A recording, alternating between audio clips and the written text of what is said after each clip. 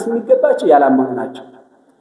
እግዚአብሔርን ሳያውቁ የኖሩት እነዚያ ለገሃነም የተገቡ ናቸውና ማልቀስ የሚገባቸው አሕዛብ ናቸው። ትንሣኤ ሙታንን የማያምን ሰው ነው ማልቀስ የሚገባው። ፈርሶ በስብሶ ይቀራል ብሎ የሚያምን ክርስቲያን ግን እንደዚህ አይደለም። የስንዴ ቅንጣት አንድ ገበሬ አንስቶ ወስዶ ከጭቃ ላይ ይጥላታል። ያቺ ካልፈረሰች ካልበሰበሰች አትበቅልም። መጀመሪያ ትፈርሳለች፣ ትበሰብሳለች፣ አፈር ትሆናለች። አፈር ስትሆን ግን ቅንጣት አወጣ አንዷ ፍሬ 50 60 100 ፍሬ እንደገና ታፈራለች። ክርስቲያን እንደዚህ። በስመ አብ ወወልድ ወመንፈስ ቅዱስ አሐዱ አምላክ አሜን። ክቡራን የእግዚአብሔር ቤተሰቦች በእግዚአብሔር ስም እንደምንሰነበታችሁ አሜን። እግዚአብሔር አምላክ ዕድሜና ሰላም ጤና ሰጥቶን ለዚህ ሰዓት ለዚህ ዕለት ስላደረሰን ስሙ ዛሬም ዘወትርም ለዘላለሙ የተመሰገነ ይሁን። ዛሬ እንደ እግዚአብሔር መልካም ፈቃድ አንድ ነገር አንስተን እንነጋገራለን። አበው በፍትሐ ነገሥት አንቀጽ 22 ላይ የሰሩት በእንተ ሙታን ስለ ሙታን የተነገረውን አንቀጽ አንስተን ከመጽሐፍ ቅዱስ አንጻር ከክርስቲያናዊ ትውፊት አንጻር ከሥርዓተ ቤተ ክርስቲያን አንጻር ለሙታን የሚደረገውንም ነገር ምን እንደሆነ እንመለከታለን። ምክንያቱም ቅድስት ቤተ ክርስቲያናችን ስርዓት ስትሰራ ዝግጁ እመቤት ስንዱ እመቤት የምንላት ቤተ ክርስቲያን አንዱ ምክንያቷ ምንድነው? ለሁሉም ነገር ስርዓት ተሰርቶለታል። ልብ በሉ እንኳን ለቆመ ሰው በሕይወት ላለ ሰው ይቅርና ለሙታን እንኳን ስርዓት ተሰርቶላቸዋል። ክርስቲያን በስርዓት ኑሮ በስርዓት የሚሞት በስርዓት የሚቀበር አቀባበሩም ከአገናነዙ ሁሉ ነገሩ ሙቶ እንኳን ከሞተም በኋላ ራሱ ስርዓት የተሰራለት። ለዚህ ነው ስንዱ እመቤት የምንላት ቤተ ክርስቲያናችንንና ስለ ሙታን ምን ይደረጋል፣ ሰው ሲሞትስ ምን ይደረጋል፣ ይህንን ነገር እንዴት ነው ማወቅ የሚገባል የሚለውን በሰፊው የምንመለከተው ይሆናል። እናንተ ይህንን ቪዲዮ የጀመራችሁ በሙሉ ቻናላችንን ሰብስክራይብ በማድረግ አብሮነታችሁን አጋርነታችሁን ግለጹልን። በቀጥታ ወደ ኃይለ ቃሉ ስንሄድ አንቀጽ 22 ላይ አበው በፍትሐ ነገሥት ስለ ሞተ ሰው ሲናገሩ የሞተ ሰው መጀመሪያ ምን መደረግ እንዳለበት ሲገልጹ አንደኛ በቤተ ክርስቲያን ተሰብስበው ዳዊት መድገም አለባቸው ይላል። አንድ ሰው ሲሞት መጀመሪያ መነገር ያለበት ለመምህረ ንስሐ ወይም ለንስሐ አባቱ እንዳረፈ ለንስሐ አባቱ ይነገራል። ንስሐ አባቱ ደግሞ ካህናትን ሰብስቦ በቤተ ክርስቲያን ዳዊት ይደገምለታል፣ መስዋዕት ይሰዋለታል፣ ቅዳሴ ይደረግለታል ማለት ነው። አንድ ሰው እንደሞተ መጀመሪያ የሚደረገው ይሄ። ሁለተኛ ደግሞ የሞቱትን ሰዎች አስከሬን መዳሰስ ይቻላል። አሁን ቀድሞ በብሉይ ኪዳን የሞተ ሰው በድን መዳሰስ ወይም መንካት እስከ ሰርክ ድረስ ርኩስ ነው ይባል ነበር። ያ ሰው ያንን የነካ ሰው ዛሬ ይሄ ነገር አልፏል። ክርስቲያን ሙቶም ቢሆን ቅዱስ ነው፣ ንጹህ ነው። ስለዚህ አስከሬኑን መዳሰስ ይገባል፣ መገነዝ ይገባል ማለት ነው። ሁለተኛ ማድረግ የሚገባ ይሄ ነው። ሶስተኛ ምናልባት አበው በፍትሐ ነገሥት ሲሰሩ ሴት በአራስነቷ ወራት ብትሞት ይላሉ። አራስ እንደሆነች ምናልባት በደም ምክንያት ሊሆን ይችላል፣ በወሊድ ምክንያት ሊሆን ይችላል። ብትሞት አጥቦ ገንዞ መቅበር ይገባል። ባልወለደችበት በአዲስ ልብስ አጥቦ ገንዞ ከቤተ እግዚአብሔር አግብቶ መቅበር ያስፈልጋል። ርኩስት ናት አይባልም። ለምን ከተባለ እስመ ሞት አንጸሃ ብለዋል ሰለስቱ። ሞት አንጽቷታልና ይላል ያችን ሴት ማለት ነው። ሞት ስላነጻት ሞት ስለቀደሳት ያችን እንደዚህ አድርጎ ገንዞ ከቤተ እግዚአብሔር መቅበር ያስፈልጋል። አራተኛ የሞተውን ሰው አስከሬን ማጠብ ያስፈልጋል። ይሄ የሞተውን ሰው አስከሬኑ ታጥቦ ነው ወደ ቤተ ክርስቲያን መሄድ ያለበት። አንደኛ ይሄ ለምን መሰላችሁ? ሰው በህመም እያለ ሰውነቱ ሊቆስል ይችላል። ሌሎች ቆሻሻዎችም ሊኖሩ ስለሚችሉ እነዚያ መጽዳት ስላለባቸው ይታጠባል። ሁለተኛው ግን ርኩስ እንዳይደለ ለማጠየቅ ነው። ግብረ ሐዋርያት ምዕራፍ 9 ላይ ጣቢታ የምትባል ሴት ነበረች። ነዳያንን የምትረዳ የምታግስ ደግ ሴት ናት እና ይቺ ሴት አንድ ቀን በሆነ ምክንያት ሞተች። በኋላ ነዳያኑ ተሰበሰቡና ምን አደረጉ? ከቅዱስ ጴጥሮስ ዘንድ ሂደው የሰጠቻቸውን ልብስ፣ የሰጠቻቸውን ምግብ፣ የሰጠቻቸውን ነገር ይዘው እያሳዩ ይሄው የምታጠባን የምትረዳን እናታችን ሞተችብን፣ እባክህን አስነሳልን ብለው ቅዱስ ጴጥሮስን ለመኑት። ቅዱስ ጴጥሮስ ሲመጣ ይላል ያችን ጣቢታን ቤተሰቦቿ አጥበው ገንዘዋት ነበረ ይላል። አያችሁ ምን ለማለት ፈልጌ ነው ይሄንን ያነሳው? የሙታን በር እንደሚታጠብ በመጽሐፍ ቅዱስ ተገልጿል። ሐዋርያት ያደረጉት ስለሆነ ማለት ነው። እንደውም ሰለስቱ ምዕት ምንድነው ያለው? የሙታንን በር የማጠብ የማይገባ ቢሆን ሐዋርያት ባላደረጉትም ነበር፣ አድርገውታል። ስለዚህ በርናቸውን አጥቦ ማጽዳት ያስፈልጋል። አምስተኛ ያ አስከሬን ወይም በርኑ ቤተ ክርስቲያን ከሄደ በኋላ ካህን ከሆነ ከቤተ መቅደስ አግብተው ያሰግዱታል፣ እጅ ያስነሱታል። አስከሬኑን ከቤተ መቅደሱ በር ላይ ወስደው እጅ ነሳል። የተራ ሰው ክህነት የሌለው ሰው ከሆነ ደግሞ ከዋናው በር ላይ ከዚህኛው አግብተው ያሰግዱታል ማለት ነው። ከዚያ በኋላ ስድስተኛ አገናነዙ። ሰው ሲሞት አገናነዙ ራሱ ስርዓት አለ። የሁሉም ሰው ተመሳሳይ አይደለም። ለምሳሌ ገበሬ ከሆነ ሲገነዝ እጁን እንደዚህ ተደርጎ ከብልቱ ላይ ይደረጋል። ምን ማድረግ ነው? ያ በሕግ ስኖር በሕግ ከሚስቴ ጋር ስኖር ይህንን አካል የሰጠኸኝን አካል ዝሙት አልሰራውበትም፣ ከሌላ ሴት አልደረስኩበትም እንደማለት ያንን ለማጠየቅ እጁን ከብልቱ ላይ ተደርጎ ገበሬ ይገነዛል። ባህታውያን ከሆኑስ በገዳም የኖሩ ከሆኑ እጃቸው ከዓይናቸው ላይ ይደረጋል። ምን ማለት ነው? ይህንን ዓለም አላየንበትም፣ አንተን ስናይህ ነው የኖር፣ በአንተ ብርሃንነት ስንመላለስ ነው የኖር። ከዚህ ዓለም ርቀናል፣ ዓይናችንን ለበጎ ነገር እንጂ ለክፉ ነገር አልገለጥንም ለማሰኘት እጃቸው ከዓይናቸው ላይ ይደረጋል። ባህታውያን ከሆኑ ማለት ነው። ቀሳውስት ከሆኑ ካህናት ከሆኑ ደግሞ እጃቸውን አመሳቅለው መገነዝ ይገባል። ይሄ ደግሞ በቡራኬ የኖርን ነን። ሀብተ ወልድና ስመ ክርስትና ስናሰጥ ሰውን ወደ እግዚአብሔር እግዚአብሔርን ወደ ሰው ስናገናኝ የኖርን ነን። ስንባርክ ስንቀድስ የኖርን ነን ለማሰኘት እጃቸውን አመሳቅለው ቀሳውስት ይገነዛሉ።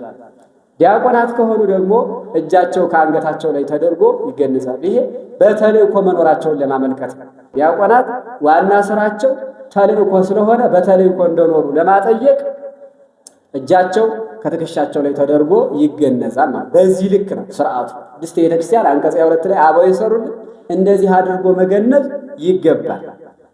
ሰባተኛ ካህን ማልቀስ አይገባውም ብለው ካህን የእግዚአብሔር እንደራሴ እንደመሆኑ ሌላውን መምከር ማስተማር እንጂ ማልቀስ በፍጹም ለካህናት የተከለከለ ነው። ሌሎች ሰዎች ግን አንድ ሰው ሲሞት 3 ጊዜ ማልቀስ ይገባቸዋል።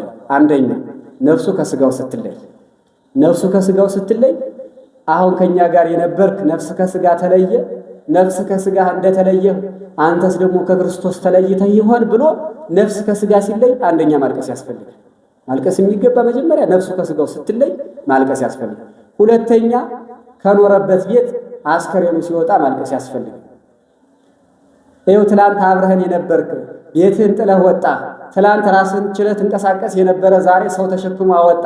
ትላንት ንጉሥ እገሌ እገሌ ካህን እገሌ እየተባልክ ትጠራ የነበረ ዛሬ አስከሬን ወጣ ተባልክ። ስምህ እንኳ አስከሬን ተባል፣ ስምህ ራሱ ቀረ። ስለዚህ እንደው ከዚህ ቤት እንደወጣህ ከመንግስተ ሰማያት ወጥተህ ይሆን? አንተስ እንደወጣህ እኛ እንወጣ ይሆን ወይስ ወደ መንግስተ ሰማያት ገብተህ ይሆን ብሎ ከቤት ሲወጣ ሁለተኛ ማልቀስ ይገባል። ሶስተኛ ወደ መቃብር ሲወርድ፣ ወደ መቃብር ሲወርድ በሶስት ሰዎች በአራት ሰዎች እጅ ተይዘህ ወደ መቃብር ወረድክ። እንደው አሁን ወዲህ ወደ መቃብር እንደወረድክ ወደ ሲኦል ወርደህ ይሆን ወይስ ወደ መንግስተ ሰማያት ገብተህ ይሆን ብሎ ሶስተኛ ማልቀስ ያስፈልጋል ወደ መቃብር ሰው። ከዚህ ውጪ ግን ክርስቲያን የሆነ ሰው በፍጹም ማልቀስ አይገባውም። ቅዱስ ዮሐንስ አፈወርቅ በሰፊው ስለዚህ ተናግሯል። የሚያለቅስ ሰው ተስፋ ትንሣኤን የማያምን ነው። 9ኛ ላይ የምናነሳው ይሄ ነው። ተስፋ ትንሣኤ እንዳለ ማመን ያስፈልጋል።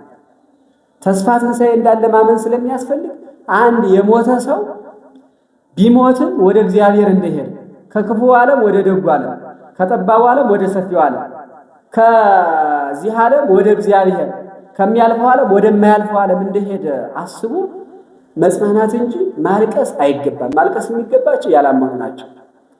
እግዚአብሔርን ሳያውቁ የኖሩት እነዚያ ለገሃነም የተገቡ ናቸውና ማልቀስ የሚገባቸው አሕዛብ ናቸው። ትንሣኤ ሙታንን የማያምን ሰው ነው ማልቀስ የሚገባው። ፈርሶ በስብሶ ይቀራል ብሎ የሚያምን ክርስቲያን ግን እንደዚህ አይደለም። የስንዴ ቅንጣት አንድ ገበሬ አንስቶ ወስዶ ከጭቃ ላይ ይጥላል። ያቺ ካልፈረሰች ካልበሰበሰች አትበቅልም። መጀመሪያ ትፈርሳለች፣ ትበሰብሳለች፣ አፈር ትሆናለች። አፈር ስትሆን ግን ቅንጣት አወጣ አንዷ ፍሬ 50 60 100 ፍሬ እንደገና ታፈራለች። ክርስቲያን እንደዚህ ይሞታል። መሞቱ እንደ መዘራት ነው። መብቀሉ ደግሞ በትንሣኤ ሙታን እንደመነሳቱ ብዙ ፍሬ ማፍራቱ ክብር ማግኘቱ ምሳሌ። ስለዚህ ተስፋ ትንሣኤ ስላለን እኛ በፍጹም አናለቅስም። በመጨረሻ አንድ ነገር እንመልከት። ለሞተ ሰው ደግሞ መታሰቢያ ማድረግ ያስፈልጋል። መታሰቢያውን ግን መቼ መቼ ነው የምናደርግለት? ወለዘ ሞተሰ ያውጽኡ ሎቱ ተዝካሮ እምነ ነዋይ ብለዋል አበው ሰለስቱ ምዕት በፍትሐ ነገሥት አንቀጽ 22 ላይ የሞተ ሰው ካለ ከገንዘቡ ተዝካሩን መታሰቢያውን ያውጡለት፣ ለነዳያን ይመጹትለት ይላል። ይሄ የሚደረግበት ከዕለት ጀምሮ እስከ ዓመት ድረስ ነው። ማለት አንደኛ በሞተበት ዕለት ለምንድን ነው? እንግዳ ነውና በብሩህ ገጽ ተቀበለው ጌታ ኢየሱስ ክርስቶስ ሆይ ብሎ መጸለይ ያስፈልጋል። ሁለተኛ እስራኤል ሰው ሲሞት በመጀመሪያው ቀን ሽቱ ይቀቡ ነበር። ሐዋርያት ለሞተ በግ ለአስከሬን ሽቱ ዋጋ የለውም ምጽዋት መጹትለት ብለው ያ ወደ ምጽዋት ተቀይሯል። ስለዚህ በሞተ ቀን እንግዳ ነውና በብሩህ ገጽ ተቀበለው ሲባል ከዚያ ደግሞ በሳልስት ይደረጋል። በሶስተኛው ቀን የሚደረግበት አንደኛ የሐዋርያት የእስራኤል ሕግ እንዳለ ሆኖ ሽቱ ይቀባ የነበረው ወደ መታሰቢያነት ተቀይሯል። በ3 ቀን ሽቱ ይቀቡ ነበር። ሁለተኛው ግን ክርስቶስ በ3ኛው ቀን እንደተነሳ አንተም በ3ኛው ቀን ትነሳለህ ሲሉ በ3ኛው ቀን መታሰቢያውን ማድረግ ያስፈልጋል። ከዚያ በሰባት የሚደረግ ሰው ከ7 ነገር የተገኘ ከ3ቱ ባህርያተ ነፍስ ከ4ቱ ባህርያተ ሥጋ። ባህርያተ ሥጋ ነፋስ፣ እሳት፣ ውሃ፣ መሬት። ባህርያተ ነፍስ ነባቢነት፣ ለባዊነት፣ ሕያውነት። ሰው ማለት ከ7 ነገር የተገኘ ፍጹም ነው። ከ7 ነገር የተገኘ ሰው ፍጹም ነው በድሏልና ይህንን ባህሪውን ባይጠብቅ ይቅር በለው ሲባል በ7 ቀን ይደረጋል። ሁለተኛ የ7ቱ መገብት ከዋክብት አሉ። 7ቱን ዕለታት የሚመግቡ ከዋክብት እነዚህን ሳያውቅ ቢሞት ማለት የክርስቶስን መጋቢነት ሳያውቅ ቢሞት ወይም የ7ቱን ልዑካን የሚባሉ ካህናት አሉ። እነሱ ያስተማሩትን ትምህርት ባይሰማ ይቅር በለው ሲባል በ7ቱ መታሰቢያ ይደረግለታል። ከዚያ በ12ቱ የሚደረግለት የ12ቱን ሐዋርያት ትምህርት ሳይጠብቅ ሙቶ ቢሆን እባክህን ይቅር በለው ሲባል በ12 መታሰቢያ ይደረግለታል። ከዚያ በ30 ይደረግለታል። በ30 የሚደረግ ለምንድን ነው ሲባል 30ውን ዕለታት የሚመግቡ ከዋክብት አሉ። እነሱን ሳያውቅ ቢሞት ዕዳ አታድርግበት፣ ያንተን መጋቢነት ሳያውቅ ቢሞት ዕዳ አታድርግበት ሲሉ በ30ው መታሰቢያ ይደረግለታል። ከዚያ በ40 የሚደረግለት ደግሞ በ40 ቀን ያገኛትን ልጅነት በኃጢአት አርክሷት እንደሆነ እባክህን ይቅር በለው ሲባል በ40 ቀን ይደረግለታል። ከዚያ በ80 ሴት የሆነች እንደሆነ በ80 ቀን ያገኘችውን ልጅነት አሳድፋ እንደሆነ ይቅር በላት ሲሉ ከዚያ በመንፈቅ ሚጠተ ብርሃናት የሚደረግ በዓመት 2 ጊዜ ነው። ይህን ሳያውቅ ቢሞት ዕዳ አታድርግበት ሲሉ በመንፈቅ ይደረጋል። በዓመቱ ደግሞ ዓመቱን በሙሉ የሰራውን ኃጢአት ይቅር በለው ሲባል አውደ ዓመትም የሚደረግ በዓመት 1 ጊዜ ነውና በዚህ ምክንያት ይቅር በለው ተብሎ መታሰቢያ ይደረግለታል። በዚህ ልክ ነው የሚደረገው ነገር። ምጽዋት ሰውየውን ከሲኦል ያወጣዋል። ማመን የሚገባን ነገር ይሄ አንድ ሰው ኃጢአተኛ በደለኛ ሆኖ ሲኦል ቢወርድ እንኳን መታሰቢያው ከተደረገለት ከሲኦል ይወጣና ወደ መንግሥተ ሰማያት ይገባል። ይሄንን ማመን አለብን። የሚደረገው ነገር ከንቱ ነገር የለም። አንድ ሰው ነበርና የሚኖር በኃጢአት ይኖራል። ግን አንድ የተባረከ ልጅ አለው። ያ ተምሮ ኤጲስቆጶስ ሆነ፣ ጳጳስ ሆነ። አባቱን ሲመክረው ሲያስተምረው አይሰማም። ያ ሰው ሞተና ተፈረደበት። ያ ልጁ የሰውየውን ሀብት ሰብስቦ አሁን በጠቀስናቸው ዕለታት በሙሉ መታሰቢያውን ያደርግለት ጀመር። በመጀመሪያ ቀን መጸወተለት፣ በ3ኛውም ቀን መጸወተለት፣ በ7ኛውም ቀን መጸወተለት። ያን እየመጸወተ ሳለ መጀመሪያ እንደሞተ ያ ሰው ልጁ ራእይ ያያል። አባቱ ሲኦል ሲገባ መታሰቢያውን ማድረግ ከጀመረ በኋላ ግን የሆነ ሰዓት ራእይ ያያል። ያ ሰው ገሃነም ሰጥሞ የነበረው እስከ አንገቱ ብቅ ብሎ አየ። ከዚያ በኋላ አባቴ መክሬ ነበር፣ ይኸው ገሃነም ገባ ሲል ወስኮልህ ልጄ ጨምርበት ከምጽዋቱ አለ። አሁንም ግማሹን ገንዘቡን ሲመጸውትለት ያ ሰው እስከ ወገቡ ድረስ ከገሃነም ወጣ። አሁንም ልጄ ጨምር እባክህ ምጽዋቱን አብዛልኝ ሲለው ያለውን ገንዘብ በሙሉ ሲመጸውትለት ያ ሰው ከሲኦል ሲወጣ አይቶታል ማለት ነው። ከሲኦል ወጥቶ ወደ መንግሥተ ሰማያት ሲገባ። ስለዚህ የሚደረገው መታሰቢያ ለካህናት ምግብ አይደለም። ካህናት ያንን ሰው ወደ መንግሥተ ሰማያት እንዲገባ ጸሎት አድርገው ዳዊት ደግሞ መዋሲት መርተው የሚያደርጉለት የሞተውን ሰው ይጠቅመዋል። ይህንን አምነን ማድረግ ያስፈልጋል። ስለዚህ የሙታን ሕግ ይሄ ነው። ለሞቱ ሰዎች መታሰቢያ ማድረግ እንደሚገባ መጽሐፈ ሲራክ ላይ ዘሞተሰ አይረፈ አላ ግበር ሎቱ ተስካሮ፣ የሞተ ሰው እስከዚህ ዓለም ጻይር ድካም አረፈ፣ ነገር ግን መታሰቢያውን አድርግለት ተብሎ ተነግሯል። የምናደርገው ነገር መጽሐፍ ቅዱሳዊ ነው። ከመጽሐፍ ቅዱስ የወጣ ነገር የለም። ስለዚህ የሞቱ ሰዎች ካሉ መታሰቢያቸውን ማድረግ ያስፈልጋል እንጂ በእነሱ ገንዘብ መጣላት፣ በእነሱ ገንዘብ መጨቃጨቅ፣ በእነሱ ገንዘብ መገዳደል፣ በእነሱ ነገር ለክፋት መነሳሳት አግባብ አይደለም። እግዚአብሔርም የሚቀበለው አይደለም። ለምን መሰላችሁ? ሙታን መታሰቢያቸው ካልተደረገ ነፍሳት መጥተው ተራግመው ይሄዳሉ ይላል። እዚህ ፍትሐ ነገሥት ምን ይላል መሰላችሁ? ባሮክ ያየው አንድ ራእይ ነበር። ራእዩ ምንድነው? አንድ ታላቅ ዋርካ ዓለም ልሞ አብቦ አፍርቶ ከላይ አዕዋፍ ይመገባሉ፣ ከታች እንደ ማር እንደ ወተት የሚጣፍጥ ውሃ ፈልቆ ሰዎች ከውሃው ጠጥተው ከጥላው አርፈዋል። በኋላ ተመልሶ ሲተኛ ግን ያ ዛፍ ቅጠሉ ረግፎ ደርቆ ውሃውም ደርቆ አዕዋፋት ተበትነው ከታች ያሉት ሰዎች ሲያለቅሷል።